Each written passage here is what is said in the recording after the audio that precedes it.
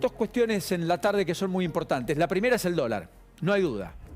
En un país donde todo sube, el dólar, la inflación y la pobreza son el denominador común de las subas que están impactando de lleno en la problemática social y efectivamente en la dinámica política y en la dinámica económica.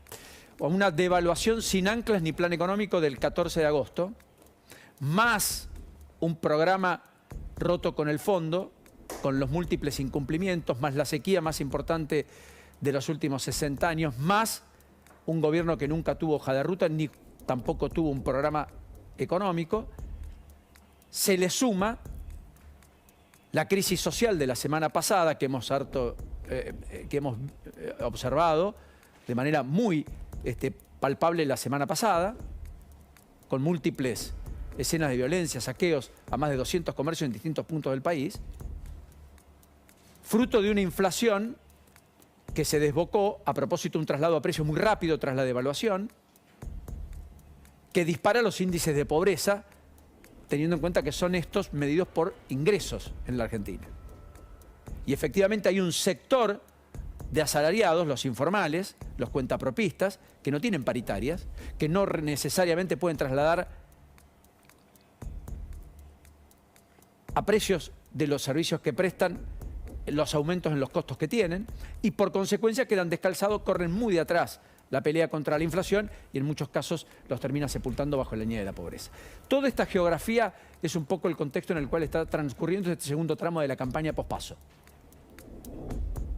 Insisto, en un país donde todo sube, donde el dólar toca los 800 en el contado con liquidación, barrera psicológica, si las hay, aunque hemos dejado atrás muchas barreras psicológicas. Eran los 500, después fueron los 600, después fueron los 700 y ahora son los 800, aunque el piso está en 700. El blue consolidado en 750 más menos, el dólar MEP en 6,75, casi llegando a los 700 pesos y el contado con liquidación en casi 800. Para contártelo rápido, es una dolarización masiva de cartera, una dolarización masiva de cartera de inversores institucionales, pero también de particulares. Que curiosamente en el país en donde los argentinos tienen más cantidad de dólares que ningún otro habitante del planeta salvo en los Estados Unidos, los argentinos que tenían dólares en los bancos están yendo a buscarlos a razón de 50, 60, 40 millones de dólares todos los días. Entonces el central tiene que asistir a los bancos para que le den esa plata. De reservas netas que son negativas, dijo el fondo, más allá de los analistas privados que ya lo advertían aquí en la Argentina, de 14.000 millones. En un contexto donde además el Banco Central está asistiendo al Tesoro, se imprimen billetes y el gobierno anuncia un plan, entre comillas plan, medidas económicas el pasado domingo, que todavía los ministros están explicando por estas horas, que va a tener un costo fiscal de casi 800.000 millones de pesos, lo cual implica un costo fiscal de 0,6 puntos del Producto Bruto. Es decir, pone más pesos en la calle en un contexto de mayor déficit, con alto apetito por el dólar y con una inflación en alza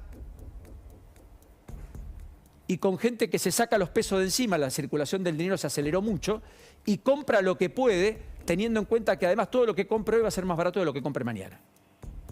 Con un gobierno que está intentando regular precio y cantidad, lo cual termina en algo que es obvio, que es el desabastecimiento, que es el que estamos empezando a observar.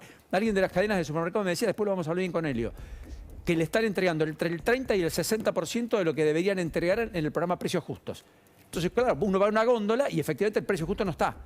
Queda rehén de comprar un producto que tiene un valor mucho más alto. Así que yo creo que esta es la primera imagen de la cual no nos podemos escindir cada vez que hablemos de política y economía, del camino hacia las elecciones, de la competitividad del oficialismo y la competitividad electoral, por cierto, también de la oposición, y del área en donde el debate tiende a ser más eficaz en términos de los candidatos en campaña. Así que, más allá de esto, después viene el otro elemento de la tarde, que es el fenómeno Milei. Hemos hablado mucho, pero vale la pena seguir un poco desglosando lo que quedó del 13 de agosto, lo que viene hacia adelante y lo que está ocurriendo. Milei es el candidato cómodo que incomoda. ¿El candidato cómodo de quién? Bueno, en principio era el candidato cómodo de Unión por la Patria porque le dividía votos a la oposición, Entonces ponía un tercero en cancha y le permitía con 33% ser competitivo.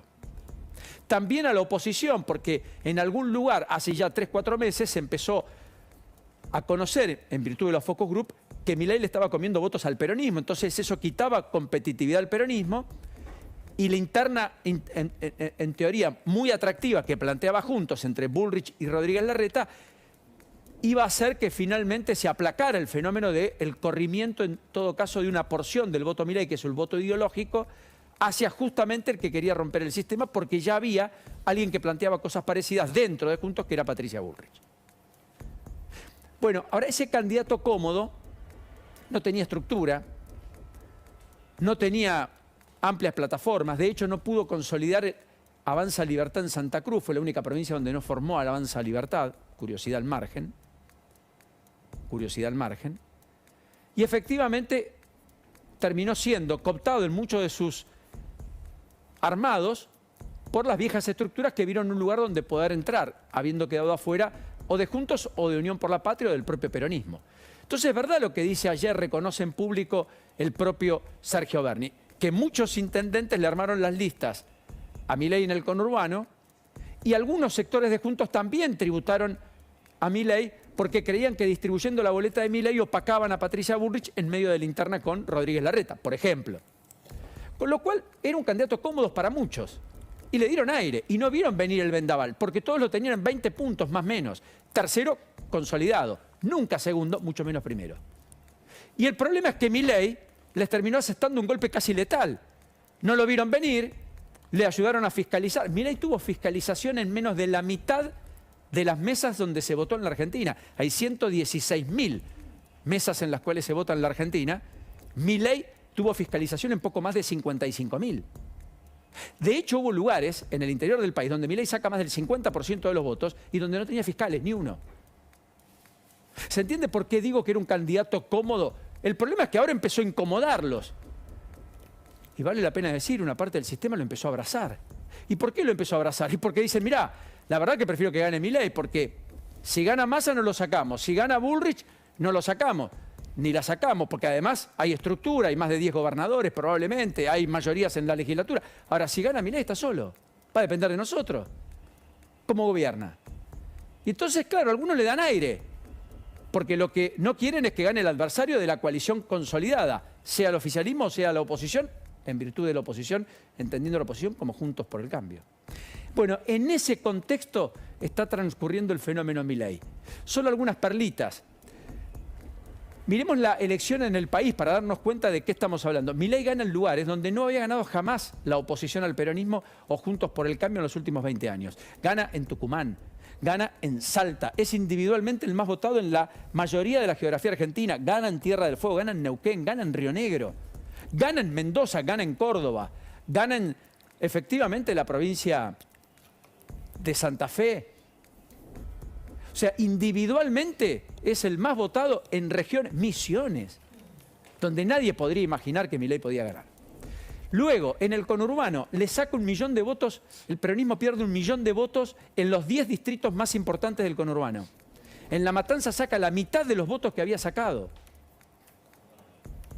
Y muchos intendentes, pese a esa fuga de votos desde el peronismo, retuvieron para sí votos distribuyendo las boletas de ¿quién? De Milei, que fue el salvoconducto del peronista para no terminar en Juntos y votar una tercera opción. Y estos cortes de boleta lo muestran, entre la elección de los intendentes y la elección que hizo Unión por la Patria a nivel nacional. Corte de boleta de 10 y hasta 15 puntos, dependiendo de los distritos. Moreno es un caso, a intendente hubo 53 puntos, pero a presidente no alcanzaron los 41 puntos. Solo por citar algo, 53 puntos en San Fernando y 11,4 en Unión por la Patria. Pero el intendente de San Fernando quedó a salvo. Zárate, 44,7 contra 32. Y así podría seguir mencionando otros. Miremos la placa de los 10 municipios donde el peronismo pierde desde el 2019 al 2023 1 millón de votos. Porque en buena medida ese millón de votos lo explica Milei, que es esta.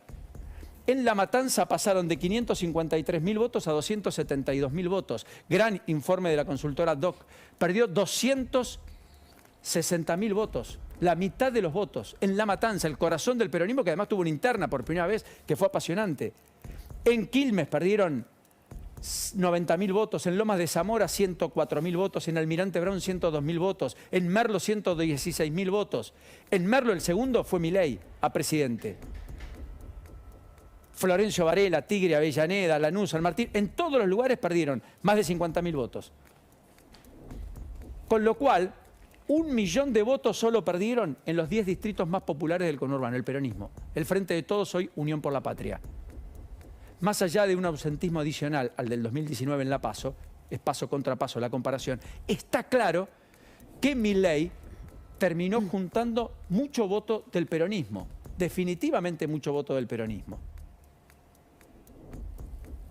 35% del padrón de la provincia de Buenos Aires se explica en estos 10 municipios que representan el 13% del padrón nacional.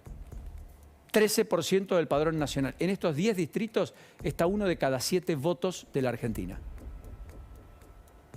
Mamita, ¿no? O sea, Milei fue un candidato cómodo. Después del 13 pasó a ser un candidato que incomoda. A Bullrich porque parecería ponerle un techo en su crecimiento. Al oficialismo porque parecería que como le comió la base electoral no tiene cómo impregnar de mística a ese sector para que vuelva al peronismo y no se quede en Milei.